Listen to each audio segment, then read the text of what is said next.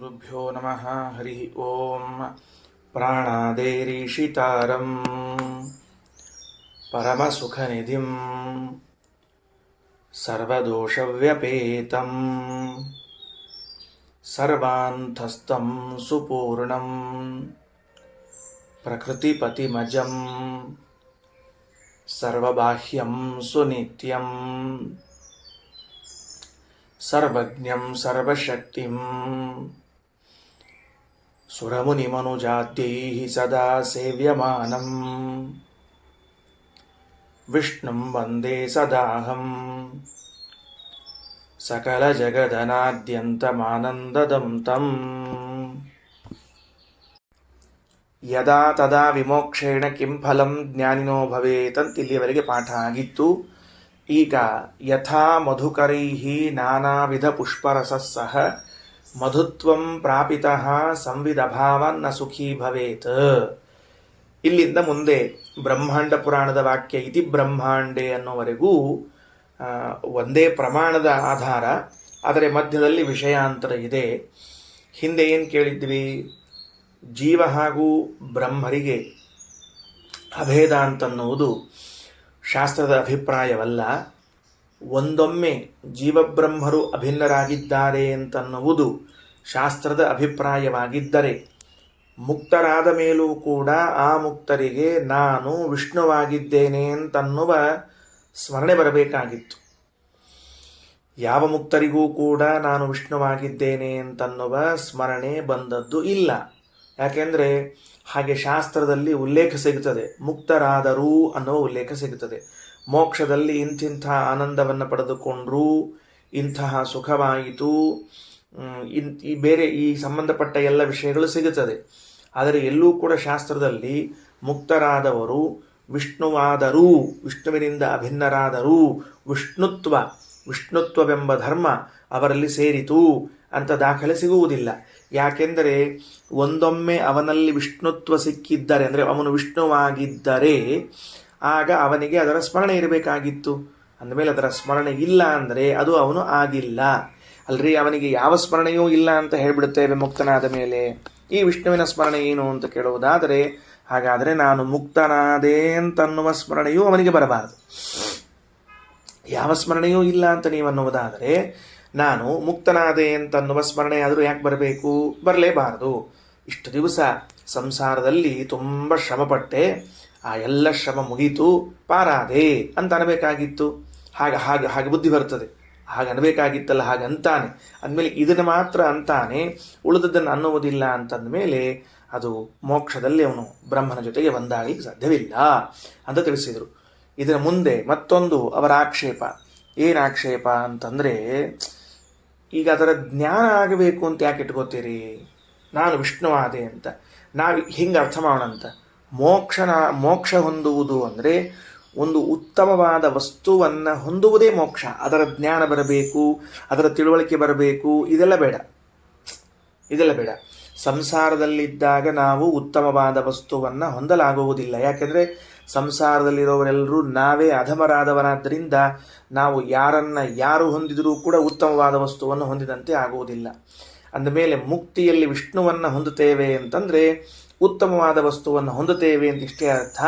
ಅದರ ಜ್ಞಾನ ಆಗಬೇಕು ಅಂತ ನಿಯಮ ಬೇಡ ಅಂತಂತೀನಿ ಅಂತಂದರೆ ಅದಕ್ಕೆ ಉತ್ತರ ಕೊಡ್ತಾರೆ ಶ್ರೀಮದಾಚಾರ್ಯರು. ಯಥಾ ಮಧುಕರೈಹಿ, ಈಗ ಪಾಠ ಪ್ರಾರಂಭ, ಇವತ್ತಿನ ಶ್ಲೋಕ. ಯಥಾ ಮಧುಕರೈಹಿ ನಾನಾವಿಧ ಪುಷ್ಪರಸಃ ಸಹ ಮಧುತ್ವಂ ಪ್ರಾಪಿತಃ. ಉತ್ತಮವಾದ ವಸ್ತುವನ್ನು ಹೊಂದುವುದೇ ಮೋಕ್ಷ ಅಂತನ್ನುವ ನಿಮ್ಮ ಆರ್ಗ್ಯುಮೆಂಟ್ ಇದ್ದರೆ, ನಿಮ್ಮ ಅಭಿಪ್ರಾಯವಿದ್ದರೆ, ಒಂದು ದೃಷ್ಟಾಂತತ್ವೇನ ಇಟ್ಟುಕೊಳ್ಳೋಣ. ಒಂದು ದೃಷ್ಟಾಂತತ್ವೇನ ನೆನಪಿಟ್ಟುಕೊಳ್ಳ್ರಿ. ಇದು ಸಂಪೂರ್ಣ ಸಾಮ್ಯ ಇಲ್ಲ. ಮೊದಲೇ ಎಚ್ಚರವನ್ನು ಕೊಡ್ತೇನೆ, ದೃಷ್ಟಾಂತದಲ್ಲಿ ಪೂರ್ಣ ಸಾಮ್ಯವನ್ನು ತೆಗೆದುಕೊಳ್ಳಬಾರದು. ಕೇವಲ ಬುದ್ಧಿಸ್ಥವಾಗಲಿ ವಿಷಯ ಎಂಬುದಕ್ಕೆ ಹೇಳ್ತಾ ಇದ್ದೀವಿ. ಒಂದು ದೃಷ್ಟಾಂತ ಕೊಡೋಣ. ಏನು ದೃಷ್ಟಾಂತ ಕೊಡೋಣ? ಉಪನಿಷತ್ತೇ ಈ ದೃಷ್ಟಾಂತ ಕೊಟ್ಟಿದೆ. ಅಂದರೆ ಉಪನಿಷತ್ತಿನ ಅಭಿಪ್ರಾಯ ಏನಿದೆ ಅಂದರೆ, ಉತ್ತಮವಾದ ವಸ್ತುವನ್ನು ಹೊಂದುವಿಕೆ ಅಂತನ್ನುವುದೇ ಮೋಕ್ಷ ಅಂದರೆ ಅದು ಪುರುಷಾರ್ಥ ಪ್ರಾಪ್ತಿ ಅಂತನ್ನುವುದಾದರೆ ಇಲ್ಲಿ ನೋಡ್ರಿ ಅಂತ ದೃಷ್ಟಾಂತ ತೋರಿಸ್ತದೆ. ಏನು ದೃಷ್ಟಾಂತ? ಮಧುಕರ ಅಂದ್ರೆ ಅದು ಜೇನುಹುಳ. ಆ ಜೇನುಹುಳ ಮಧುಕರ, ಅವುಗಳು ಮಧುಕರೈಹಿ, ಜೇನುಹುಳಗಳಿಂದ ನಾನಾ ವಿಧ ಪುಷ್ಪರಸಃ ಸಹ ಮಧುತ್ವಂ ಪ್ರಾಪಿತಃ. ಅನೇಕ ಹೂವಿನ ಮಕರಂದಗಳನ್ನೆಲ್ಲವನ್ನ ಸಂಗ್ರಹ ಮಾಡಿ ಒಂದು ಕಡೆಗೆ ಅದನ್ನು ಜೇನು ಅಂತ ಮಾಡಿಟ್ಬಿಡ್ತದೆ. ಸರಿನಾ? ಜೇನು ಅಂತಾದಾಗ ವಿಚಾರ ಮಾಡಿ ನೋಡ್ರಿ. ಏನು ವಿಚಾರ ಮಾಡಬೇಕು? ಇಲ್ಲಿಯವರೆಗೆ ಅವುಗಳೆಲ್ಲ ಏನಾಗಿದ್ವು ಅಂದರೆ ಕೇವಲ ಮಕರಂದವಾಗಿದ್ದವು. ಅದಕ್ಕೇನು ಸ್ವಾರಸ್ಯ ಇದ್ದಿದ್ದಿಲ್ಲ. ಬರೇ ಹೂಗಳಲ್ಲಿ ಇದ್ರೆ ನಾವು ಯಾರೂ ಅದನ್ನು ಪಾನ ಮಾಡ್ತಿರ್ಲಿಲ್ಲ. ಅದು ಕಮಲದಲ್ಲೋ, ಪಾರಿಜಾತದಲ್ಲೋ, ಅಥವಾ ಗುಲಾಬಿಯಲ್ಲೋ, ಅಥವಾ ಮಲ್ಲಿಗೆಯಲ್ಲೋ ಇದ್ರೆ ಅದು ಮಕರಂದ ಮಾತ್ರವಾಗಿರ್ತಿತ್ತು. ಮನುಷ್ಯ ಪೇಯ ಅಂತ ಅನಿಸ್ತಿರ್ಲಿಲ್ಲ. ಯಾವಾಗ ಆ ಜೇನು ಹುಳಗಳು ಅವುಗಳನ್ನು ಸಂಗ್ರಹ ಮಾಡಿ ಗೂಡಿನಲ್ಲಿಟ್ಟವೋ ಅವುಗಳಿಗೆ ಶ್ರೇಷ್ಠತ್ವ ಬಂತು. ಏನು ಶ್ರೇಷ್ಠತ್ವ ಬಂತು? ಮಧುತ್ವ ಅಂತ ಬಂತು. ಮಧುಧರ್ಮ, ಮಾಧುರ್ಯ ಬಂತು. ಮಾಧುರ್ಯ ಬಂತು ನಿಜ. ಆದರೆ ಅದು ಈಗ ಮಕರಂದಗಳೆಲ್ಲ ತಮ್ಮ ಉತ್ಕೃಷ್ಟಾವಸ್ಥೆಯನ್ನು ಹೊಂದಿಬಿಟ್ಟವು. ಮಕರಂದಗಳೆಲ್ಲ ಏನಾದವು? ಉತ್ಕೃಷ್ಟಾವಸ್ಥೆಯನ್ನು ಹೊಂದಿಬಿಟ್ಟವು. ಆದರೆ ಅವುಗಳಿಗೇನಾದರೂ ಸುಖವಿದೆಯಾ ಅಂತ ಕೇಳಿದ್ರೆ ಅವುಗಳಿಗೆ ಯಾವ ಸುಖ ಇಲ್ಲ ಅನ್ನಬಹುದು. ಏನಂತ? ರಸ ಎಲ್ಲ ಜಡವಾದುದರಿಂದ ಅವುಗಳಿಗೆ ಸುಖವೇನು ಅಂತ ಅನ್ನಬಹುದು. ನಾವು ದೃಷ್ಟಾಂತವನ್ನು ಸಂಪೂರ್ಣ ಸಾಮ್ಯದಲ್ಲಿ ಹೇಳ್ತಿಲ್ಲ. ಒಂದು ಉತ್ಕೃಷ್ಟತೆಯನ್ನು ಹೊಂದುವಿಕೆ ಅನ್ನುವುದೇ ಸುಖವನ್ನುವುದಾಗಿದ್ದರೆ ಮಕರಂದಗಳೆಲ್ಲವೂ ಕೂಡ ಉತ್ಕೃಷ್ಟವಾಗಿ ಮಧುತ್ವವನ್ನು ಹೊಂದಿದ್ದರಿಂದ ಅವುಗಳಿಗೂ ಏನನ್ನಿಸಬೇಕಾಗಿತ್ತು ಅಂದರೆ ಸುಖ ಎನಿಸಬೇಕಾಗಿತ್ತು. ಒಂದು ಹೀಗೆ ಅರ್ಥ ಮಾಡಿಕೊಳ್ಳೋಣ. ಇನ್ ಕೇಸ್ ಅವುಗಳು ಚೇತನ ಅಂತಾಗಿದ್ದರೆ ಮಧುತ್ವವನ್ನು ಹೊಂದಿದಾಗ ಅವುಗಳು ಸುಖ ಪಡಬೇಕಾಗಿತ್ತು. ಎಲ್ಲೂ ಕೂಡ ಸುಖಪಟ್ಟಿಲ್ಲ. ಅದರ ಅರ್ಥ ಅವುಗಳಿಗೆ ಶ್ರೇಷ್ಠ ವಸ್ತುವಿನ ಹೊಂದುವಿಕೆ ಅಂತನ್ನುವುದೇ ಏನಲ್ಲ ಅಂದರೆ ಪುರುಷಾರ್ಥ ಅಲ್ಲ. ಶ್ರೇಷ್ಠ ವಸ್ತುವನ್ನು ಹೊಂದಿದ್ದೇನೆ ಎಂಬ ತಿಳುವಳಿಕೆ ಅದು ಪುರುಷಾರ್ಥ. ಯಾವಾಗ ಪುರುಷಾರ್ಥ ಆಗ್ತದೆ? ಪುರುಷನಿಂದ ಅದು ಅನುಭವಿಸಲ್ಪಡಬೇಕು. ಪುರುಷನಿಂದ ಅನುಭವಿಸಲ್ಪಟ್ಟಾಗ ಮಾತ್ರ, ತಿಳಿಯಲ್ಪಟ್ಟಾಗ ಮಾತ್ರ ಅದು ಏನಾಗ್ತದೆ? ಮತ್ತೆ ಪುರುಷಾರ್ಥ ಅಂತ ಕರೆಸಿಕೊಳ್ಳುತ್ತದೆ. ಇಲ್ಲದಿದ್ದರೆ ಕಳಿಸಿಕೊಳ್ಳುವುದಿಲ್ಲ. ಇನ್ನು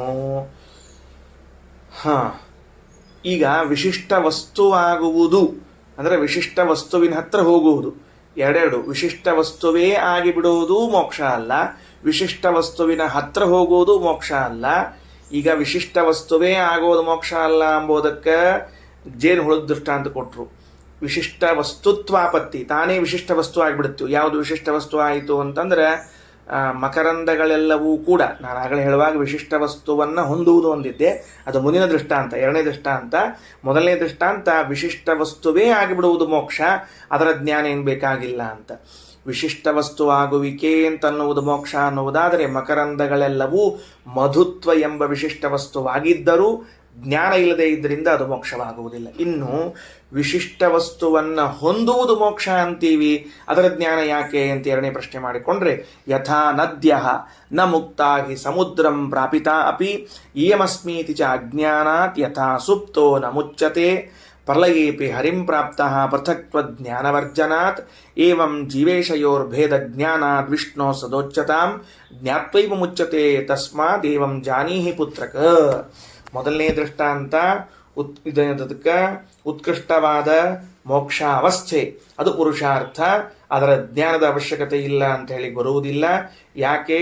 ಮತ್ತೆ ಈ ಜೇನು ಹುಳಗಳು ನಾನಾ ತರಹದ ಮಕರಂದಗಳನ್ನೆಲ್ಲವನ್ನ ಒಂದು ಕಡೆಗೆ ಸೇರಿಸಿ ಆ ಮಕರಂದಕ್ಕೆ ಉತ್ಕೃಷ್ಟವಾದ ವಸ್ತುತ್ವವನ್ನು ತಂದುಕೊಟ್ಟರೂ ಅದಕ್ಕೆ ಜ್ಞಾನ ಇಲ್ಲದೆ ಇದರಿಂದ ಆಗುವುದಿಲ್ಲ, ಬೇಡ. ಹಾಗೆ ಒಂದು ವೇಳೆ ಮುಕ್ತನಿಗೆ ಜ್ಞಾನವಿಲ್ಲದೆ ಹೋದರೆ ಅದೂ ಕೂಡ ಏನಾಗೋದಿಲ್ಲ, ಮೋಕ್ಷ ಅಂತ ಕರೆಸಿಕೊಳ್ಳುವುದಿಲ್ಲ. ಎರಡನೇ ಪಕ್ಷ ಉತ್ಕೃಷ್ಟನಾಗುವುದಲ್ಲ, ಉತ್ಕೃಷ್ಟನಾದ ವಸ್ತುವನ್ನು ಹೊಂದುವುದು ಅಂತ ಹಿಂದೆ ಮುಂದಾಯಿತು ಹೇಳುವಾಗ ಮೊದಲನೆಯದ್ದು ಎರಡನೇ ಪಕ್ಷ ಹೇಳಿದೆ, ಎರಡನೇದು ಮೊದಲನೇ ಪಕ್ಷ ಹೇಳಿದೆ. ಉತ್ಕೃಷ್ಟನಾಗಿ ವಸ್ತುವನ್ನು ಹೊಂದುವುದು ಅದಕ್ಕೆ ಮೋಕ್ಷ ಅಂತೀವಿ ಅಂದರೆ, ಹಾಗಾದರೆ ನದಿಗಳು ಯಥಾ ನದ್ಯ ನ ಮುಕ್ತಾ ಹಿ ಸಮುದ್ರಂ ಪ್ರಾಪಿತ ಅಪಿ. ನೋಡ್ರಿ, ನದಿಗಳೆಲ್ಲವೂ ಕೂಡ ಏನಾಗ್ತದೆ ಅಂದ್ರೆ ಸಮುದ್ರವನ್ನು ಹೊಂದುತ್ತಾವ. ಸಮುದ್ರವನ್ನು ಹೊಂದಿದ ಕೂಡಲೇ ಅಲ್ಲೇನಾಗ್ತಾವ? ಉತ್ಕೃಷ್ಟವಾದ ವಸ್ತುವನ್ನು ಹೊಂದಿದವು. ಇಷ್ಟು ದಿವಸ ನದಿಗಳೆಲ್ಲವೂ ಎಲ್ಲಿದ್ದವು ಅಂದರೆ ತಮ್ಮ ತಮ್ಮ ಊರುಗಳಲ್ಲಿ ಹರಿತಾ ಇದ್ದವು, ಅಷ್ಟು ಮಹತ್ವ ಇದ್ದಿದ್ದಿಲ್ಲ. ನದಿಗಳು ಸೇರಿ ಸಮುದ್ರಕ್ಕೆ ಸೇರಿಬಿಡ್ತು ಅಂದರೆ ದೊಡ್ಡ ವಸ್ತುವನ್ನು ಸೇರಿತು. ಹಾಗಾದರೆ ಉತ್ಕೃಷ್ಟವಾದ ವಸ್ತುವನ್ನು ಹೊಂದುವಿಕೆ ಮೋಕ್ಷ ಅನ್ನುವುದಾದರೆ ಇಲ್ಲೇನಾಗಬೇಕೀಗ? ಇವುಗಳು ಕೂಡ ಮುಕ್ತರಾದವು, ಅವುಗಳಿಗೂ ಕೂಡ ಭಾರೀ ಆನಂದ ಆಗಬೇಕು. ಆಗ್ತದ ಅಂತಂದರೆ ಇಲ್ಲ. ಯಾಕಾಗೋದಿಲ್ಲ ಅಂದರೆ ಸಮುದ್ರಗಳಲ್ಲಿ ಸೇರಿರುವಂತಹ ನದಿಗಳು ಯಾರಿಗೂ ತಮ್ಮ ತಮ್ಮ ಜ್ಞಾನ ಇಲ್ಲ. ಯಾರಿಗೂ ತಮ್ಮ ತಮ್ಮ ಜ್ಞಾನ ಇಲ್ಲ. ಏನಿಲ್ಲ ಅಂದರೆ ನಾನು ಯಾವ ನದಿಯ ನೀರು ಅಂತ ಒಂದೊಂದು ನದಿಗಳಿಗೂ ಕೂಡ ತಮ್ಮ ತಮ್ಮ ನೀರಿನ ಜ್ಞಾನವಿಲ್ಲ. ಹಾಗೆ ನದಿ ನೀರಿನ ಜ್ಞಾನವಿಲ್ಲದೆ ಇದ್ದರಿಂದ ಸಮುದ್ರದಲ್ಲಿ ಸೇರಿದ್ರೂ ಕೂಡ ದೊಡ್ಡ ವಸ್ತುವಿನ ಸಾಮೀಪ್ಯ ಇದ್ದರೂ ಕೂಡ ಅವುಗಳಿಗೆ ಸುಖ ಇಲ್ಲ. ಯಾಕೆ? ಜ್ಞಾನವರ್ಜಿತರಾಗಿದ್ದಾರೆ. ಇಲ್ಲೂ ಕೂಡ ದೇವತಾಪೇಕ್ಷೆಯಿಂದಲೇ ಹೇಳಿದ್ದು. ಯಥಾ ನದ್ಯ ನ ಮುಕ್ತಾ ಹಿ ಸಮುದ್ರಂ ಪ್ರಾಪಿತ ಅಪಿ ಇಯಮಸ್ಮೀತಿ ಚ ಅಜ್ಞಾನಾತ್. ನಾನು ಇದಿದ್ದೇನೆ, ಈ ನದಿ ಇದ್ದೇನೆ ಅಂತನ್ನುವಂತಹ ಜ್ಞಾನವಿದ್ದರಿಂದ. ನೋಡ್ರಿ, ಒಂದು ಜ್ಞಾನವಿಲ್ಲದೇ ಇದ್ದುದರಿಂದ ಇಯಮಸ್ಮೀತಿ ಚ ಅಜ್ಞಾನಾತ್. ಇದೇ ರೀತಿಯಾಗಿ ಯಥಾ ಸುಪ್ತ ನ ಮುಚ್ಚತೆ. ಸುಪ್ತನಾದವನು ಕೂಡ ಏನಾಗುವುದಿಲ್ಲ ಅಂದ್ರೆ ಮುಕ್ತನಾಗುವುದಿಲ್ಲ. ಯಾಕ? ಪ್ರಳಯೇಪಿ ಹರಿಂ ಪ್ರಾಪ್ತ ಪೃಥಕ್ತ್ವ ಜ್ಞಾನವರ್ಜನಾತ್. ನಾನು ಪರಮಾತ್ಮ ಇಬ್ಬರು ಭಿನ್ನರು ಎಂಬ ಜ್ಞಾನ ಸುಷುಪ್ತಿ ಕಾಲದಲ್ಲಾಗಲಿ ಪ್ರಳಯ ಕಾಲದಲ್ಲಾಗಲಿ ಎರಡೂ ಕಡೆಗೂ ಇಲ್ಲ. ಪರಮಾತ್ಮನನ್ನು ಹೊಂದಿದ್ದಾನೆ. ಯಾವಾಗ? ಸುಷುಪ್ತಿ ಕಾಲದಲ್ಲೂ ಪರಮಾತ್ಮನನ್ನು ಹೊಂದಿದ್ದಾನೆ, ಪ್ರಳಯ ಕಾಲದಲ್ಲೂ ಪರಮಾತ್ಮನನ್ನು ಹೊಂದಿದ್ದಾನೆ. ಎರಡೂ ಕಾಲದಲ್ಲಿ ಉತ್ಕೃಷ್ಟವಾದ ವಸ್ತು ಪರಮಾತ್ಮನನ್ನು ಹೊಂದಿದ್ರೂ ಅವರಿಗೇನಿಲ್ಲ ಅಂತ ಕೇಳಿದರೆ ಜ್ಞಾನವಿಲ್ಲದೆ ಇದ್ದುದರಿಂದ ಆ ಸುಖ ಅವರಿಗೆ ಆಗ್ತಾ ಇಲ್ಲ ಎನ್ನುವಂತಹ ಮಾತನ್ನು ತಿಳಿಸ್ತಾ ಇದ್ದಾರೆ. ಏವಂ ಜೀವೇಶಯೋರ್ಭೇದ ಜ್ಞಾನಾತ್. ಈ ರೀತಿಯಾಗಿ ಇದ್ದದರಿಂದ ಜೀವ ಮತ್ತು ಈಶ್ವರ ಮಧ್ಯದಲ್ಲಿ ಭೇದಜ್ಞಾನ ಉಂಟಾಗಬೇಕು. ಬರೇ ಭೇದಜ್ಞಾನ ಉಂಟಾದರೆ ಸಾಲುವುದಿಲ್ಲ. ವಿಷ್ಣೋ ಸದೋಚ್ಯತಾಂ ಜ್ಞಾತ್ವೈವ. ಭಗವಂತನ ಸರ್ವೋತ್ತಮತ್ವವನ್ನು ಸದಾ ತಿಳಿದಾಗಲೇನೇ ಮುಚ್ಚತೆ, ಮೋಕ್ಷವನ್ನು ಹೊಂದುತ್ತಾನ. ತಸ್ಮಾದೇವಂ ಜಾನೀಹಿ ಪುತ್ರಕ.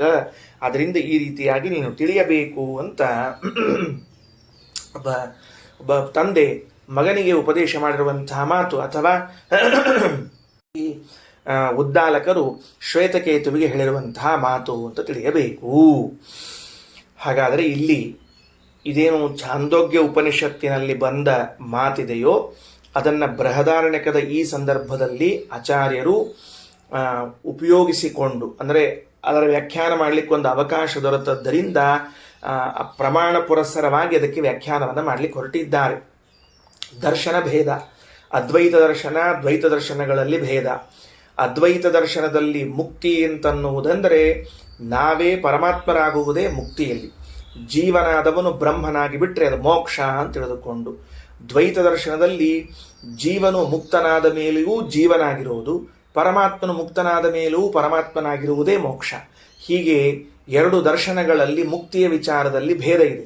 ಅದನ್ನು ಆಚಾರ್ಯರು ಪ್ರಸ್ತುತಪಡಿಸ್ತಿದ್ದಾರೆ. ಮೊದಲನೇದಾಗಿ ಏನು ತಿಳಿಸಿಕೊಟ್ರು ಅಂದರೆ, ಅಲ್ಲಿ ಉಪನಿಷತ್ತಿನಲ್ಲಿ ಬಂದಿರುವಂತಹ ಛಾಂದೋಗ್ಯ ಉಪನಿಷತ್ತಿನಲ್ಲಿ ಬಂದಿರುವಂತಹ 9 ದೃಷ್ಟಾಂತಗಳಲ್ಲಿ 2 ದೃಷ್ಟಾಂತಗಳ ವಿಚಾರವನ್ನು ತೆಗೆದುಕೊಂಡ್ರು.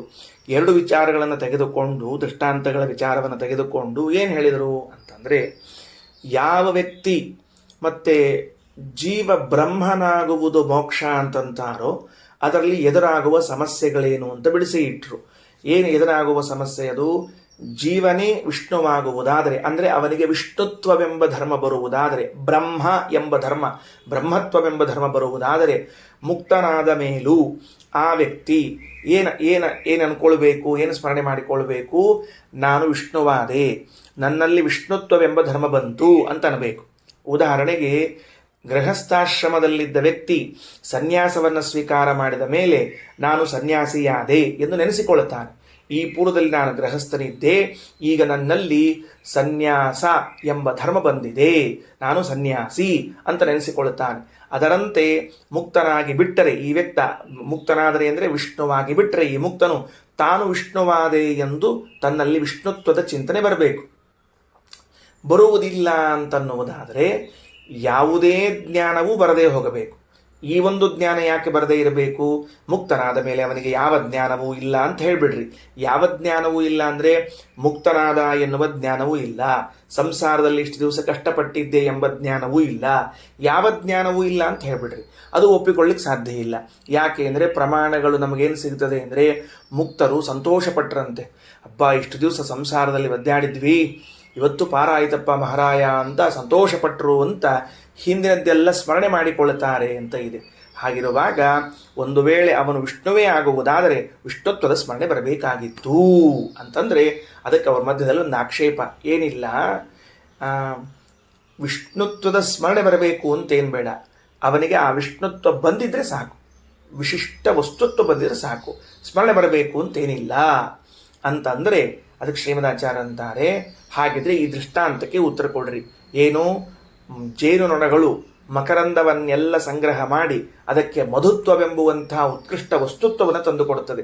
ಹಾಗಿದ್ರೂ ಕೂಡ ಆ ಮಕರಂದಗಳಿಗೆ ಜ್ಞಾನ ಇಲ್ಲ. ಏನು ಜ್ಞಾನ ಇಲ್ಲ ಅಂತಂದರೆ, ನಾವು ಮಕರಂದವಾಗಿದ್ದೇವೆ ಅಂತನ್ನುವ, ಮಕರಂದ ಇದ್ದವರು ಜೇನಾಗಿದ್ದೇವೆ ಎಂಬ ಜ್ಞಾನ ಇಲ್ಲದೆ ಇದ್ದರಿಂದ ಅವುಗಳಿಗೆ ಏನು ಉಲ್ಲಾಸವಿಲ್ಲ.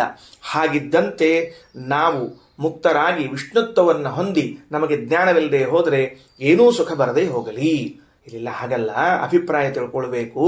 ವಿಷ್ಣುತ್ವವನ್ನು ಹೊಂದುವುದಲ್ಲ, ವಿಷ್ಣುತ್ವದ ಸಾಮೀಪ್ಯ, ಉತ್ತಮ ವಸ್ತುವಿನ ಸಾಮೀಪ್ಯವನ್ನು ಹೊಂದಿದ್ರೂ ಸಾಕು, ಅದು ಮೋಕ್ಷ ಅಂತಾಗ್ತದೆ. ಅದರ ನೆನಪು ಯಾಕಿರಬೇಕು, ಅದರ ಸ್ಮರಣೆ ಯಾಕೆ ಬರಬೇಕು, ಬೇಕಾಗಿಲ್ಲ.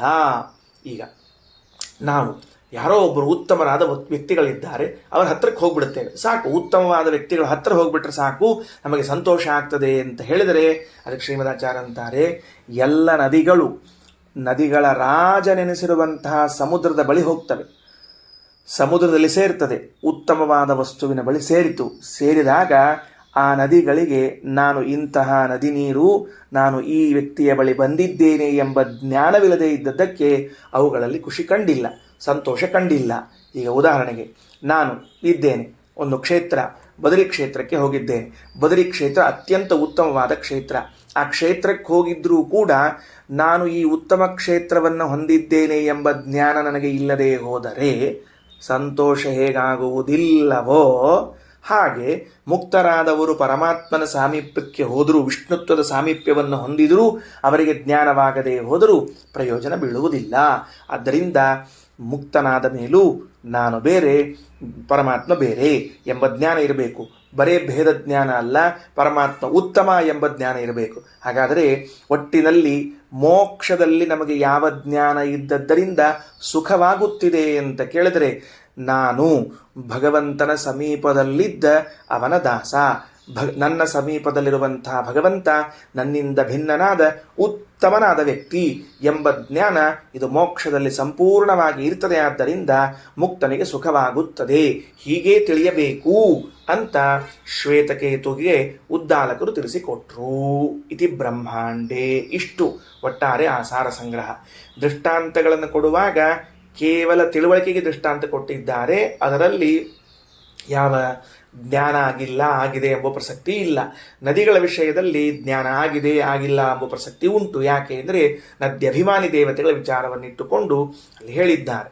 ಇನ್ನು ಮತ್ತೊಂದು ಮಾತು ಸೇರಿಸ್ತಾರೆ. ಏನು ಅಂದರೆ ಮೋಕ್ಷ ಧರ್ಮ ಅಂತ ಒಂದು ಇದೆ ನೋಡಿ. ಆ ಮೋಕ್ಷ ಧರ್ಮದ ವಾಕ್ಯವನ್ನು ಹೇಳುತ್ತಾರೆ. ಏನು, ಮುಕ್ತನಾದ ಮೇಲೂ ಅವನಿಗೆ ಜ್ಞಾನವಿಲ್ಲ ಅಂತನ್ನುವುದಾದರೆ ಅಂತಹ ಮೋಕ್ಷ ಇದು ಯಾವ ಪುರುಷಾರ್ಥ ಅಂತ ಪ್ರಶ್ನಿಸುವುದಲ್ಲ, ಅದು ಅನಿಷ್ಟ ರೂಪ ಅಂತ ತಿಳಿದುಕೊಳ್ಳ್ರಿ. ನಮಗೆ ಅತ್ಯಂತ ಅನಿಷ್ಟ. ಎರಡನೇ ಆಪತ್ತಿ ಏನು, ನಾವೀಗೇನು ಓದಲಿಕ್ಕೆ ಹೊರಟಿದ್ದೇವೆ ಇಷ್ಟರವರೆಗೆ ಅದ್ವೈತ ದರ್ಶನದ ಪ್ರಕಾರ ನಾವು ಬ್ರಹ್ಮನಾಗಿ ನಮಗೆ ಬ್ರಹ್ಮಭಾವ ಇದೆ ಅಂತ ಗೊತ್ತಾಗದೆ ಹೋದರೆ ಏನು ದೋಷ ಇಲ್ಲ ಅಂತನ್ನುವುದಾದರೆ ಅದು ಯಾವ ಪುರುಷಾರ್ಥ ಮಾರಾಯ? ನಾನು ವಿಷ್ಣುವಾಗಿದ್ದೇನೆ, ಆದರೆ ವಿಷ್ಣುವಾಗಿದ್ದೇನೆ ಅಂತ ನನಗೆ ಗೊತ್ತಿಲ್ಲ ಅಂತನ್ನುವುದು ಇದು ಪುರುಷಾರ್ಥವಲ್ಲ. ಮತ್ತೊಂದು ಸಮಸ್ಯೆ ಇದೆ. ಏನು ಅಂದರೆ ಅದರಂತಹ ಮಹಾ ದುಃಖದ ಸಂಗತಿ, ಅನಿಷ್ಟದ ಸಂಗತಿ ಮತ್ತೊಂದಿಲ್ಲ. ಯಾಕ? ಮಹಾಭಾರತದಲ್ಲಿ ವೇದವ್ಯಾಸ ದೇವರ ವಾಕ್ಯ, ಮಗ್ನಸ್ಯ ಹಿ ಪರೇ ಅಜ್ಞಾನೇ ಕಿನ್ನ ದುಃಖತರಂ ಭವೇತ್. ಪರೇ ಅಜ್ಞಾನೇ ಸರ್ವಥಾ ಮುಕ್ತನಿಗೆ ಜ್ಞಾನಾಭಾವವನ್ನು ಅಂಗೀಕಾರ ಮಾಡಿಬಿಟ್ರೆ, ಈ ಪರೇ ಅಜ್ಞಾನೇ ಮಗ್ನಸ್ಯ, ಮೂರು ಪದಗಳನ್ನು ಅನ್ವಯ ಮಾಡಿಕೊಳ್ಬೇಕು. ವಾಕ್ಯ ನೋಡ್ಕೊಳ್ತಿರ್ಬೇಕು. ಪರೇ ಅಜ್ಞಾನೇ ಮಗ್ನಸ್ಯ ಅನ್ನೋದಕ್ಕೆ ಅರ್ಥ ಏನು ಅಂದರೆ, ರಘುತ್ತಮ ಸ್ವಾಮಿಗಳು ವ್ಯಾಖ್ಯಾನ ಮಾಡ್ತಾರೆ, ಸರ್ವಥಾ ಮುಕ್ತಸ್ಯ ಜ್ಞಾನಾಭಾವ ಅಂಗೀಕಾರೇ. ಮುಕ್ತನಾದವನಿಗೆ ಒಟ್ಟಾರೆ ಜ್ಞಾನವೇ ಇಲ್ಲ ಅಂತ ಅಂಗೀಕಾರ ಮಾಡಿಬಿಟ್ಟರೆ.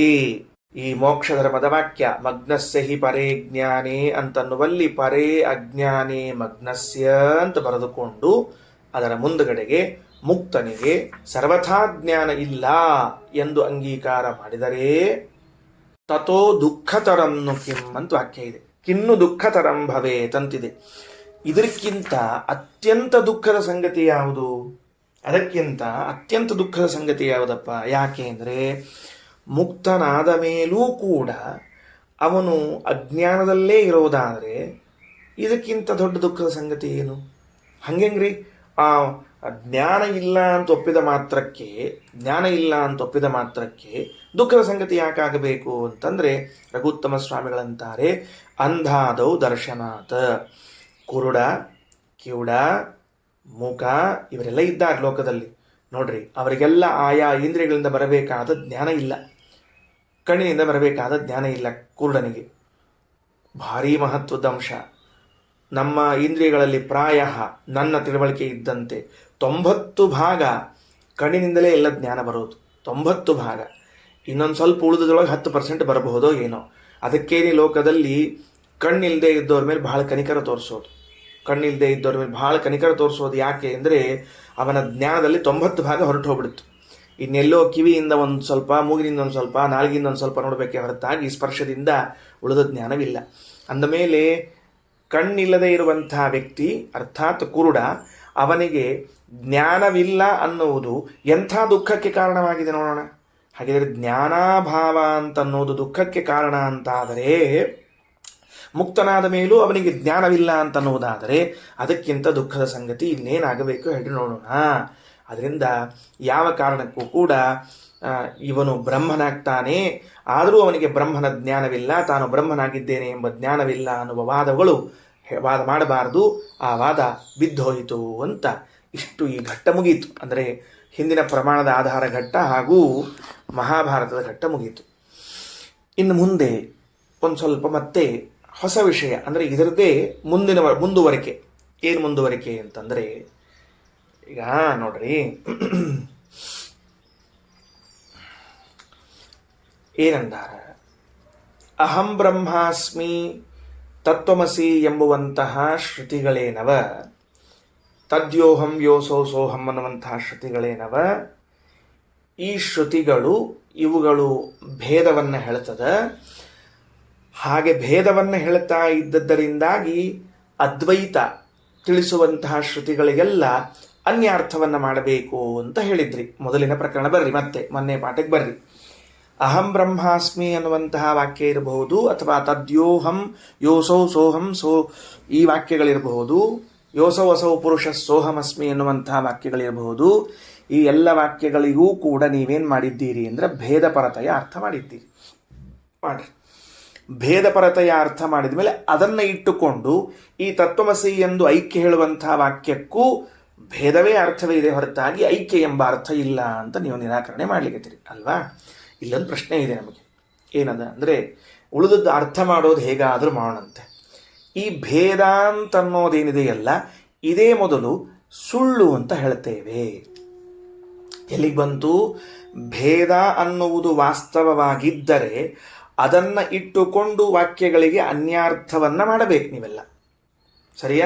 ಸರಿಯಾದ ಕಾನ್ಸೆಪ್ಟ್ ತಗೊಳ್ರಿ. ಅಂದರೆ ಅದ್ವೈತ ದರ್ಶನದಲ್ಲಿ ಹೇಗೆ ಮುಂದುವರೆದು ಏನೇನು ವಾಕ್ಯಗಳ ಚರ್ಚೆ ಆಗ್ತಾ ಇದೆ ಅಂತ ತಿಳಿತದೆ ಈಗ. ಸರಿ, ಭೇದ ಎನ್ನುವುದೇನಿದೆಯೋ ಈ ಭೇದವೇ ಮೊದಲನೆಯದ್ದು ಮಿಥ್ಯಾ. ಯಾಕೆ ಅಂದರೆ ಭೇದ ಇದು ಅಜ್ಞಾನ ಕಲ್ಪಿತ. ಬರೆದಿಟ್ಕೊಳ್ರಿ, ಅದ್ವೈತ ದರ್ಶನದಲ್ಲಿ ಭೇದ ಇದು ಅಜ್ಞಾನ ಕಲ್ಪಿತ. ಭೇದ ಇದು ಅಜ್ಞಾನ ಕಲ್ಪಿತ ಅವರ ವಾದ. ಸತ್ಯ, ಅವರು ವಾದ, ಅವ್ರು ಹೇಳೋದು ಅವ್ರ ಪ್ರಕಾರ ಸತ್ಯ. ಅವರು ಈಗ ನೀವು ನಿಮ್ಮ ಮನೆಯಲ್ಲಿ ಲೈಟ್ ಹಾಕ್ಕೊಂಡು ಪಾಠಕ್ಕೆ ಕೂತ್ಕೊಂಡಿದ್ದೀರಿ, ಟ್ಯೂಬ್ ಲೈಟ್ ಇದೆ, ಒಂದು ಬಲ್ಬ್ ಇದೆ. ಸುಮ್ಮನೆ ಹಿಂಗೆ ಕಣ್ಣಿಗೆ ಒಂಚೂರು ಬೆರಳಿಡ್ರಿ. ಕಣ್ಣಿಗೆ ಒಂಚೂರು ಬೆರಳಿಟ್ಟಾಗ ಅದು ಒಂದಿದ್ದ ಟ್ಯೂಬ್ಲೈಟ್ ಎರಡು ಕಾಣಿಸ್ತದೆ. ನಿಮಗೆ ಕಣ್ಣಿನಲ್ಲಿ ಒಂದೇನಾದರೂ ನೀವು ಬೆರಳಿಟ್ಟರೆ ಅಂಗುಲ್ಯವಷ್ಟಂಬರ ಮಾಡಿದ್ರಿ ಅಂತಾದರೆ ಎರಡು ಕಾಣಿಸ್ಲಿಕ್ಕೆ ಚಂದ್ರನ್ ನೋಡ್ರಿ, ರಾತ್ರಿ ಹೊತ್ತಿನ ಸುಮ್ಮನೆ ಹಿಂಗೆ ಒಂದು ಕಣ್ಣಿಡ್ರಿ, ಎರಡು ಕಾಣಿಸ್ತದೆ. ಸೂರ್ಯನ ನೋಡ್ರಿ ಇಡ್ರಿ ಅಂತ ಅನ್ಬಾರ್ದು, ಸೂರ್ಯನ ನೋಡ್ಲಿಕ್ಕೆ ಹೋಗಬಾರ್ದು ಆ ಕೆಲಸ. ಅದನ್ನು ಚಂದ್ರನ ನೋಡ್ರಿ ಎರಡು ಕಾಣಿಸ್ತದೆ, ಟ್ಯೂಬ್ಲೈಟ್ ನೋಡ್ರಿ ಎರಡು ಕಾಣಿಸ್ತದೆ.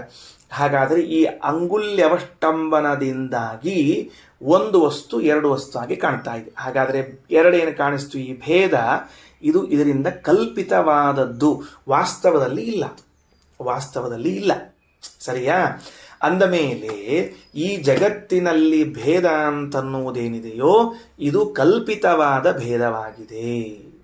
ಹಾಗಾದರೆ ಕಲ್ಪಿತವಾದ ಅಜ್ಞಾನದಿಂದ ತೋರಲ್ಪಟ್ಟ ಭೇದವನ್ನು ಇಟ್ಟುಕೊಂಡು ಭೇದ ಇದೆ, ಭೇದ ಇದೆ ಅಂತ ಯಾರಾದರೂ ಹೇಳ್ತಾರ?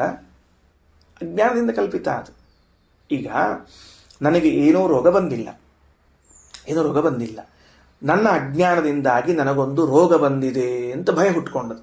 ನನ್ನ ಅಜ್ಞಾನದಿಂದಾಗಿ ನನಗೊಂದು ಭಯ ಹುಟ್ಕೊಂಡದು. ಆ ರೋಗ ಬಂದದ, ಈ ರೋಗ ಬಂದದ ಅಂತ ಭಯ ಹುಟ್ಕೊಂಡದ. ಇದಕ್ಕೆ ನಾನು ವೈದ್ಯರ ಕಡೆಗೆ ಹೋಗಿ ಔಷಧಿ ತಗೊಳ್ಬೇಕಾದ್ರೆ, ಔಷಧಿ ಕೊಡಬೇಕಾದ್ರೆ ಅವರು ಕೊಟ್ಟರೆ ರೋಗ ಹೋಗ್ತದ? ಯಾಕೆ ಅಂದರೆ ಅವರು ಔಷಧಿ ಕೊಟ್ಟರೂ ಹೋಗುವುದಿಲ್ಲ. ಕಾರಣ ನನಗೆ ಬಂದ ರೋಗ ಸುಳ್ಳು ರೋಗ. ಅದು ಎಂದು ಹೋಗ್ಬೇಕದು? ನಿಜವಾದ ರೋಗ ಬಂದಿದ್ರೆ ನಿಜವಾದ ಔಷಧಿಯಿಂದ ಪಾರಾಗ್ತಿತ್ತು. ಸುಳ್ಳೇ ರೋಗ ಬಂದದ್ರಿಂದ ಡಾಕ್ಟರ್ ಸುಳ್ಳೇ ಆ ರೋಗವನ್ನು ವಾಸಿ ಮಾಡಬೇಕೆ ಹೊರತಾಗಿ ಸತ್ಯವಾಗಿ ರೋಗವನ್ನು ವಾಸಿ ಮಾಡಲಿಕ್ಕೆ ಬರುವುದಿಲ್ಲ. ಅಂದಮೇಲೆ ಭೇದ ಅಂತನ್ನುವುದು ಅಜ್ಞಾನ ಕಲ್ಪಿತವಾಗಿದೆ. ಆ ಅಜ್ಞಾನ ಕಲ್ಪಿತವಾದ ಭೇದವನ್ನು ಸತ್ಯ ಅಂತ ನೀವು ತಿಳ್ಕೊಂಡು ಅದನ್ನು ಇಟ್ಟುಕೊಂಡು ಅಹಂ ಬ್ರಹ್ಮಾಸ್ಮಿ ಯೋಸವಸೌ ಪುರುಷಸ್ಸೋಹಮಸ್ಮಿ ಇತ್ಯಾದಿ ವಾಕ್ಯಗಳಿಗೆಲ್ಲ ಭೇದ ಅಂತ ಅರ್ಥ ಕಲ್ಪನಾ ಮಾಡೋದು ತಪ್ಪು. ಅದರ ಬಲದಿಂದ ಅದ್ವೈತ ಶ್ರುತಿಗಳಿಗೆಲ್ಲ ಅನ್ಯಾರ್ಥವನ್ನು ಕಲ್ಪನಾ ಮಾಡಬಾರದು ಅಂತ ಹೇಳಿ ಅದ್ವೈತದ ವಾದ. ಹಾಗಾದರೆ ಅವರ ಪ್ರಕಾರ ಏನು ಅಂದರೆ ಈ ಜಗತ್ತೆಲ್ಲ ಅಜ್ಞಾನದಿಂದ ಕಲ್ಪಿತವಾದದ್ದು. ಅಜ್ಞಾನದಿಂದ ಕಲ್ಪಿತವಾದ ಈ ಜಗತ್ತಿನಲ್ಲಿ ಇರುವುದು ಎಲ್ಲವೂ ಅಜ್ಞಾನ ಕಲ್ಪಿತವಾದದ್ದು, ಅಜ್ಞಾನ ಕಾರ್ಯ. ಅಂದಮೇಲೆ ಅಜ್ಞಾನ ಕಲ್ಪಿತವಾದ ಭೇದವನ್ನು ಇಟ್ಟುಕೊಂಡು ಎಂದೆಂದೂ ಕೂಡ ನೀವು ಐಕ್ಯವಾಕ್ಯಗಳಿಗೆ ಅನ್ಯಾರ್ಥವನ್ನು ಕಲ್ಪನಾ ಮಾಡಬಾರದು. ಇಲ್ಲಿವರೆಗೆ ಅದ್ವೈತ ದರ್ಶನದ ಅಭಿಪ್ರಾಯವನ್ನು ತಿಳಿದುಕೊಂಡೆವು. ಭೇದ ಶ್ರುತಿಗಳೆಲ್ಲವೂ ಕೂಡ ಅವಿದ್ಯಾ ಭೇದವನ್ನ ಅಂದ್ರೆ ಅವಿದ್ಯಾ ಕಲ್ಪಿತವಾದ ಭೇದವನ್ನ ಹೇಳ್ತಾವ. ಎಲ್ಲೇ ಮತ್ತ ಯಾವುದೇ ಶ್ರುತಿ, ಉದಾಹರಣೆಗೆ ದ್ವಾಸುಪರ್ಣ ಸೈಜಾ ಸಖಾಯೌ ಸಮಾನಂ ವೃಕ್ಷಂ ಪರಿಷಸ್ವಜಾತೆ ಅಂತನೋ ಒಂದು ಶ್ರುತಿ ಅದ. ಈ ಶ್ರುತಿ ಭೇದ ಹೇಳ್ತದಂತ ಇಟ್ಕೊಳ್ರಿ. ಅವರೇ ಅಂತಾರ ಅಜ್ಞಾನ ಕಲ್ಪಿತವಾದ ಭೇದ. ಅಜ್ಞಾನ ಕಲ್ಪಿತವಾದ ಭೇದವನ್ನ ಈ ಶ್ರುತಿ ಹೇಳ್ತಾ ಇದ್ದುದರಿಂದ ಆ ಶ್ರುತಿಗೆ ಅನುಗುಣವಾಗಿ ಮತ್ತೆ ವಾಸ್ತವ ಐಕ್ಯವನ್ನು ಹೇಳುವಂತಹ ವೇದಗಳಿಗೆ ವಿರೋಧ ಬರುವುದಿಲ್ಲ. ಅಂದ ಮೇಲೆ ಯಾವ ಕಾರಣಕ್ಕೂ ಕೂಡ ಐಕ್ಯ ಶ್ರುತಿಗಳಿಗೆ ವಿರೋಧವೇ ಇಲ್ಲ, ಅನ್ಯಾರ್ಥವನ್ನು ಮಾಡಬೇಕಾದ ಅವಶ್ಯಕತೆ ಇಲ್ಲ ಅಂತ ತಿಳಿಸಿಕೊಟ್ರು. ಅದಕ್ಕೆ ಉತ್ತರ ಕೊಡ್ತಾರೆ ಶ್ರೀಮದಾಚಾರ್ಯರು, ಸರ್ವಾತ್ಮನ ಅಲ್ಲ.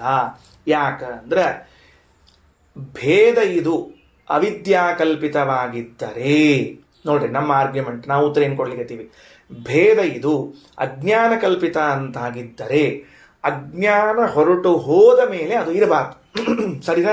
ಸರಿನಾ?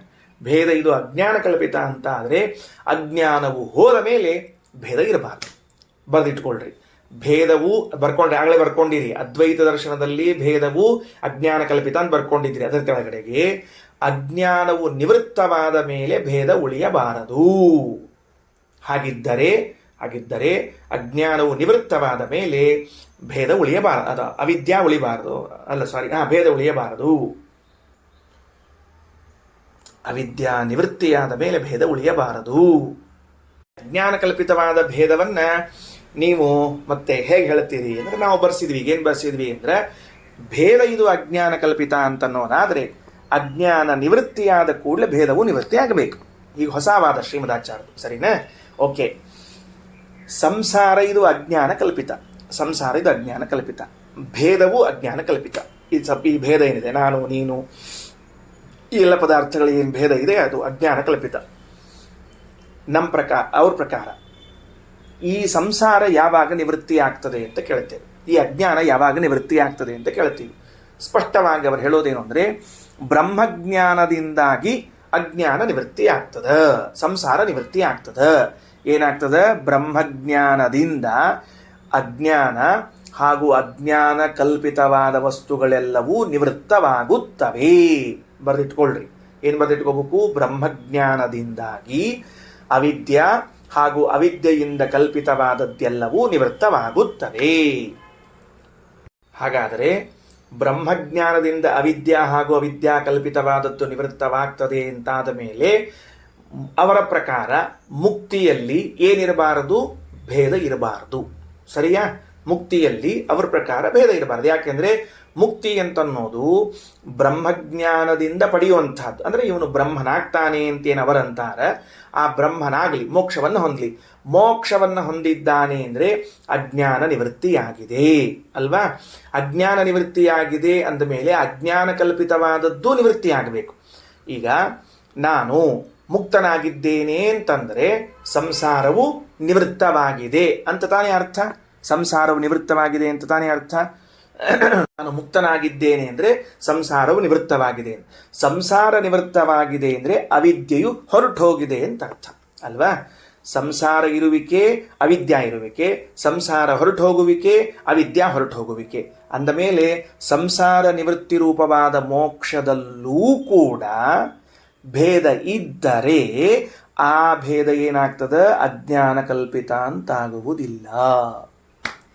ಇನ್ ಕೇಸ್ ಅಲ್ಲೂ ಭೇದ ಬಂದುಬಿಟ್ರೆ, ಎಲ್ಲೂ ಭೇದ, ಮುಕ್ತಿಯಲ್ಲೂ ಭೇದ ಕಾಣಿಸಿಕೊಂಡರೆ, ಮುಕ್ತಿಯಲ್ಲೂ ಭೇದ ಕಾಣಿಸಿಕೊಂಡರೆ ಆ ಭೇದ ಇದು ಯಥಾರ್ಥ ಅವಿದ್ಯಾ ಕಲ್ಪಿತ ಅಲ್ಲ. ಯಾಕಂದ್ರೆ ನಿಮ್ಮ ಪ್ರಕಾರ ಸಂಸಾರದಲ್ಲಿರುವ ವಸ್ತುಗಳು ಮಾತ್ರ ಅವಿದ್ಯಾ ಕಲ್ಪಿತ, ಮುಕ್ತಿಯಲ್ಲಿದ್ದದ್ದು ಯಾವುದೂ ಕೂಡ ಏನಲ್ಲ, ಅವಿದ್ಯಾ ಕಲ್ಪಿತವಲ್ಲ, ಅಜ್ಞಾನ ಕಾರ್ಯವಲ್ಲ. ಒಂದೊಮ್ಮೆ ಮೋಕ್ಷದಲ್ಲೂ ಕೂಡ ಅಜ್ಞಾನ ತನ್ನ ಕಾರ್ಯವನ್ನ ಮಾಡ್ತದೆ ಅಂತ ಆದರೆ ಆಗ ಬ್ರಹ್ಮನೂ ಅಜ್ಞಾನ ಕಲ್ಪಿತ ಅಂತಾಗಬೇಕಾಗ್ತದೆ. ಅಂದ ಮೇಲೆ ಮುಕ್ತಿಯಲ್ಲಿ ಅಜ್ಞಾನ ಕಾರ್ಯಗಳು ಇಲ್ಲ, ಸಂಸಾರದಲ್ಲಿ ಮಾತ್ರ ಅಜ್ಞಾನ ಕಾರ್ಯಗಳು. ಅಜ್ಞಾನ ಕಾರ್ಯ ಭೇದ ಇವೆಲ್ಲವೂ ಸಂಸಾರದಲ್ಲಿವೆ. ಸಂಸಾರ ನಿವೃತ್ತಿ ಅಂದ್ರೆ ಮೋಕ್ಷದಲ್ಲಿ ಏನಿರಬಾರದು ನಿಮ್ಮ ಪ್ರಕಾರ ಅಂದ್ರೆ ಭೇದ ಇರಬಾರದು. ಆದರೆ ಭಾಗವತಾದಿ ಗ್ರಂಥಗಳನ್ನು ತೆಗೆದು ನೋಡಿದಾಗ ಮುಕ್ತಿಯಲ್ಲೂ ಭೇದ ಇದೆ ಅಂತ ಸಿದ್ಧವಾಗ್ತದೆ. ಮುಕ್ತಿಯಲ್ಲೂ ಭೇದವಿದೆ ಅಂತ ಸಿದ್ಧ ಆಗಿಬಿಟ್ರೆ ಆ ಭೇದ ಸತ್ಯ. ಆ ಭೇದ ಎಂಥದ್ದು? ಅವಿದ್ಯಾ ಕಲ್ಪಿತ ಅಲ್ಲ. ಯಾಕೆ? ಅವಿದ್ಯಾ ಹೊರಟು ಹೋಗ್ಬಿಟ್ಟದ. ಸಂಸಾರ ನಿವೃತ್ತಿಯಾದ ಕೂಡಲೇನೆ ಅಜ್ಞಾನ ನಿವೃತ್ತಿಯಾದದ್ದರಿಂದಾಗಿ ಯಾವಾಗ ಅಜ್ಞಾನ ಹೋಗ್ತದೋ ಆವಾಗ ಅಜ್ಞಾನದ ಕಾರ್ಯವಾಗಿರುವಂತಹ ಸಂಸಾರವೂ ಹೋಗ್ತದೆ. ಅಂದಮೇಲೆ ಅಜ್ಞಾನ ಹೊರಟು ಹೋಗ್ಬಿಟ್ಟಿದೆ, ಮೋಕ್ಷದಲ್ಲಾದರೂ ಭೇದ ಉಳ್ಕೊಂಡ್ಬಿಟ್ಟಿದೆ ಅಂದರೆ ಆ ಭೇದ ಇದು ಅವಿದ್ಯಾ ಕಲ್ಪಿತ ಅಲ್ಲ, ವಾಸ್ತವ ಅಂತ ಸಿದ್ಧ ಆಗ್ತದ. ಸರಿ, ಹಾಗಾದ್ರೆ ಈಗ ಹೇಳ್ರಿ, ಏನ್ ಪ್ರಮಾಣ ಕೊಡ್ಬೇಕೀಗ? ಮೋಕ್ಷದಲ್ಲೂ ಕೂಡ ಭೇದ ಇದೆ ಅಂತ ಪ್ರಮಾಣ ಕೊಡ್ರಿ, ಸತ್ಯ ಅಂತ ಒಪ್ಪೋಣಂತ ಪ್ರಮಾಣ ಕೊಡ್ರಿ ಅಂತಂದಾಗ ಈಗ ಹೊರಟ್ರು. ತಸ್ಮೈ ಸ್ವಲೋಕಂ ಭಗವಾನ್ ಸಭಾಜಿತಃ ಸಂದರ್ಶಯಾಮಾಸ. ಸಿಕ್ಕಿದೆಯಾ ವಾಕ್ಯ? ನೋಡ್ರಿ ಏನಂತಾರೆ. ತಸ್ಮೈ ಏನದು? ಸಭಾಜಿತಃ ಭಗವಾನ್, ಆ ಬ್ರಹ್ಮದೇವರಿಂದ ಪೂಜೆಗೆ ಒಳಗಾಗಿರುವ, ಸ್ತೋತ್ರಕ್ಕೆ ಒಳಗಾಗಿರುವಂತಹ ಪರಮಾತ್ಮನು ತಸ್ಮೈ ಬ್ರಹ್ಮದೇವರಿಗೆ ಸ್ವಲೋಕಂ ಸಂದರ್ಶಯಾಮಾಸ, ತನ್ನ ಲೋಕವಾದ ವೈಕುಂಠವನ್ನ ತೋರಿಸಿಕೊಟ್ಟ. ಫಸ್ಟ್ ನೋಡ್ರಿ, ಒಂದು ಶುರುವಾಯ್ತು ಮೊದಲೇದ್ದು. ಇತ್ಯುಕ್ತ ಭಾಗವತ ಇಷ್ಟು ಹೇಳಿಬಿಟ್ಟು ಮುಂದೇನು ಹೇಳ್ತದ? ನವರ್ತತೆ ಯತ್ರ ರಜಸ್ತಮಸ್ತಯೋ ಸತ್ವಂಚ ಮಿಶ್ರಂ ನ ಚಕಾಲ ವಿಕ್ರಮಃ ನ ಯತ್ರ ಮಾಯಾ ಕಿಮುತಾಪರೇ ಹರೇ ಅನುವೃತ ಯತ್ರ ಸುರಾಸುರಾರ್ಚಿತಾಃ ಇತಿ ಚ ಭಾಗವತೆ. ಭಾಗವತದಲ್ಲಿ ಏನು ಹೇಳಿಕತ್ತಾರ?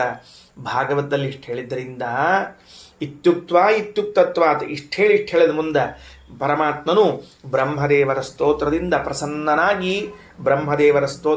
ಪ್ರಸನ್ನನಾಗಿ ತನ್ನ ಲೋಕವಾದ ವೈಕುಂಠವನ್ನು ತೋರಿಸಿಕೊಟ್ಟ.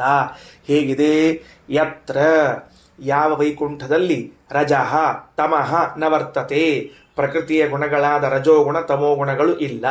ತಯೋಹೋ ಮಿಶ್ರಂ ಸತ್ವಂ, ರಜೋಗುಣಗಳ ತಮೋಗುಣಗಳ ಮಿಶ್ರಣವಾದ ಸತ್ವಗುಣವೂ ಇಲ್ಲ. ಸ್ವಾರಸ್ಯದ ಗಮನಿಸಬೇಕು. ಅಂದ್ರೆ ವೈಕುಂಠದಲ್ಲಿ ಶುದ್ಧ ಸತ್ವ ಉಂಟು, ರಜೋಗುಣ ತಮೋಗುಣದಿಂದ ಮಿಶ್ರವಾದ ಸತ್ವಗುಣ ಇಲ್ಲ. ರಜೋಗುಣ ತಮೋಗುಣಗಳು ಹೆಂಗೂ ಇಲ್ಲ, ಶುದ್ಧವೂ ಇಲ್ಲ, ಮಿಶ್ರಣವೂ ಇಲ್ಲ.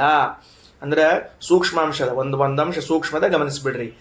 ಶುದ್ಧ ಸತ್ವ ಅಂತನ್ನುವುದು ವೈಕುಂಠದಲ್ಲಿ ಇದ್ದೇ ಇದೆ. ಶುದ್ಧ ಸತ್ವ ಅನ್ನೋದು ಹೋಗುವುದಿಲ್ಲ. ಆ ಸತ್ವಗುಣಕ್ಕೆ ರಜೋಗುಣ ತಮೋಗುಣಗಳು ಮಿಶ್ರಣವಾದಾಗ ಏನು ಬಂದಿರ್ತದೆ? ಅದು ಈ ಸಂಸಾರದಲ್ಲಿ ಬರ್ತದೆ, ಪ್ರಕೃತಿಯಲ್ಲಿ ಬರ್ತದೆ. ಆದರೆ ವೈಕುಂಠವನ್ನು ಹೊಂದಿದಾಗ ವೈಕುಂಠದಲ್ಲಿ ರಜೋಗುಣ ತಮೋಗುಣಗಳಿರಂಗಿಲ್ಲ, ರಜೋಗುಣ ತಮೋಗುಣದಿಂದ ಮಿಶ್ರಣವಾದ ಸತ್ವಗುಣವೂ ಇರುವುದಿಲ್ಲ. ಅದಕ್ಕೆ ನವರ್ತತೆ ಯತ್ರ ರಜಸ್ತಮಸ್ತಯೋ ಸತ್ವಂಚ ಮಿಶ್ರಂ ನಚ ಕಾಲ ವಿಕ್ರಮ. ವೈಕುಂಠದಲ್ಲಿ ಕಾಲದ ಪರಿಣಾಮ ಇಲ್ಲ, ಕಾಲದ ಪ್ರಭಾವ ಇಲ್ಲ, ಏನೇನೂ ಆಗುವುದಿಲ್ಲ ಕಾಲದ ಪ್ರಭಾವ. ಆಶ್ಚರ್ಯ. ವೈಕುಂಠಕ್ಕೆ ಹೋದ್ವಿ, 10 ವರ್ಷ ಆಯ್ತು, 20 ವರ್ಷ ಆಯ್ತು, 30 ವರ್ಷ ಆಯ್ತು, 50 ವರ್ಷ ಆಯ್ತು. ವೈಕುಂಠದೊಳಗೆ 60 ವರ್ಷ ಶಾಂತಿ ಮಾಡ್ಕೊಂಡ್ರು, ವೈಕುಂಠದೊಳಗೆ 70 ವರ್ಷ ಶಾಂತಿ ಆಯ್ತು, ವೈಕುಂಠದೊಳಗೆ ಸಹಸ್ರ ಶಾಂತಿ ಆಯ್ತು. ಹೀಗೆಲ್ಲ ಇಲ್ಲ, ಅಲ್ಲೇನಿಲ್ಲ, ಏನೂ ಇಲ್ಲ ಅಲ್ಲಿ. ಕಾಲವಿಕ್ರಮ. ನಯತ್ರ ಮಾಯಾ, ಅಲ್ಲಿ ಆ ಪ್ರಕೃತಿಯೇ ಇಲ್ಲ. ಮಾಯಾ ಶಬ್ದಕ್ಕೆ ಪ್ರಕೃತಿ ಅಂತ ಅರ್ಥ, ಬರೆದಿಟ್ಕೊಳ್ರಿ. ನಯತ್ರ ಮಾಯಾ, ಪ್ರಕೃತಿ ಇಲ್ಲ. ಕಿಮುತ ಅಪರೆ, ಮಹತ್ತತ್ವ ಅಹಂಕಾರ ತತ್ವಗಳಿಲ್ಲ ಅಂತೇನು ಹೇಳಬೇಕು? ಇಲ್ಲವೇ ಇಲ್ಲ. ಅಲ್ಲಿ ಯಾರಿದ್ದಾರ? ಯತ್ರ, ಎಲ್ಲಿ ಹರೇಹೇ ಅನುವೃತಾಹ ಸುರಾ ಸುರಾರ್ಚಿತಾಹ, ಅಲ್ಲಿ ಭಗವಂತನನ್ನು ಅನುಸರಿಸಿಕೊಂಡು ಹೋಗುವಂತಹ ವ್ಯಕ್ತಿಗಳಿದ್ದಾರೆ. ಅನುವೃತಾಹ, ಅನುಸರಿಸಿಕೊಂಡು ಹೋಗುವರು. ಅಂದರೆ ಭಗವಂತ ಬೇರೆ, ಅವನನ್ನು ಅನುಸರಣೆ ಮಾಡುವಂಥವರು ಬೇರೆ ಬೇರೆ. ಅಸುರಾಹ ಸಾಧವಃ, ಹರೇಃ ಅನುವೃತಾಹ ಯತ್ರ ವರ್ತಂತೆ ಅಸುರಾಹ ಸಾಧವಃ ಯತ್ರ ವರ್ತಂತೆ. ದೇವತೆಗಳು ಸಜ್ಜನರು ಎಲ್ಲಿ ಇದ್ದಾರೋ ಆ ಲೋಕವನ್ನು ತೋರಿಸಿದ ಪರಮಾತ್ಮ ಅಂತ. ಹಾಗಾದರೆ ಬ್ರಹ್ಮದೇವರಿಗೆ ಪರಮಾತ್ಮ ತನ್ನ ವೈಕುಂಠವನ್ನೇನು ತೋರಿಸಿದ್ದಾನೆ, ಆ ವೈಕುಂಠದಲ್ಲಿ ಭಗವಂತನ ಸೇವಕರಾಗಿ, ಭಗವಂತನ ದಾಸರಾಗಿ, ಭಗವಂತನ ಅನುಯಾಯಿಗಳಾಗಿ ಜನರು ಇದ್ದದ್ದು ಕಂಡು ಬರ್ತಾ ಇದೆ. ಅದರ ಅರ್ಥ ಭಗವಂತನಿಗೂ ಜೀವರಿಗೂ ಭೇದ ಮೋಕ್ಷದಲ್ಲೂ ಉಂಟು. ಅಂದಮೇಲೆ ಮೋಕ್ಷದಲ್ಲೂ ಭೇದ ಇದ್ರೆ ಭೇದ ಹೆಂಗೆ ಸಿದ್ಧಾತು? ಬ್ರಹ್ಮದೇವರಿಗೆ ಪ್ರತ್ಯೇಕ ಕಾಣಿಸ್ಯಾರಿಬ್ರೂ ಕೂಡ. ಪರಮಾತ್ಮ ಪ್ರತ್ಯೇಕ, ಜೀವರಾಶಿಗಳು ಪ್ರತ್ಯೇಕ. ಒಂದು ವೇಳೆ ಜೀವಬ್ರಹ್ಮರು ಒಂದಾಗಿದ್ರೆ ಬ್ರಹ್ಮದೇವರಿಗೇನು ಕಾಣಬೇಕಾಗಿತ್ತು? ಪರಮಾತ್ಮ ಒಬ್ಬನೇ ಕಾಣಬೇಕಾಗಿತ್ತು. ಪರಮಾತ್ಮ ಒಬ್ಬನೇ ಕಂಡಿಲ್ಲ, ಎಲ್ಲ ಜೀವರಾಶಿಗಳು ಕಂಡ. ಹರೇಹೇ ಅನುವೃತಾಹ, ಭಗವಂತನ ಅನುಸರಿಸಿಕೊಂಡು ಹೋದ ಸೇವಕ ವರ್ಗ ಲಕ್ಷ ಲಕ್ಷ ಜನ ಕಂಡಿದ್ದ. ಅಂದ ಮೇಲೆ ಅಲ್ಲೂ ಕೂಡ ಏನಿದೆ ಅಂದರೆ ಭೇದವೇ ಇದೆ. ಹಾಗಾದರೆ ಭೇದ ಇದು ಸಂಸಾರದಲ್ಲಿ ಮಾತ್ರ ಇದ್ರೆ ಅಜ್ಞಾನ ಕಲ್ಪಿತ ಅನ್ನಬೇಕಾಗಿತ್ತು. ಮುಕ್ತಿಯಲ್ಲೂ ಇದ್ದದ್ರಿಂದ ಇದು ಅಜ್ಞಾನ ಕಲ್ಪಿತ ಅಲ್ಲ. ಯಾಕೆ? ಮುಕ್ತಿಯಲ್ಲಿ ಪ್ರಕೃತಿಯ ಪ್ರವೇಶ ಇಲ್ಲ, ಸತ್ವಗುಣ ರಜೋಗುಣ ತಮೋಗುಣಗಳ ಪ್ರವೇಶ ಇಲ್ಲ, ಕಾಲದ ಪ್ರಭಾವ ಇಲ್ಲ, ಏನೂ ಇಲ್ಲದೆ ಇರುವಂತಹ ಸ್ಥಳ ಅಲ್ಲಿದೆ. ಅಂದರೆ ಭೇದ ಅಂತನ್ನುವುದು ವಾಸ್ತವ ಅಂತ ತಿಳಿದುಕೊಳ್ಳಬೇಕು. ಶ್ರೀಕೃಷ್ಣಾರ್ಪಣಮಸ್ತು.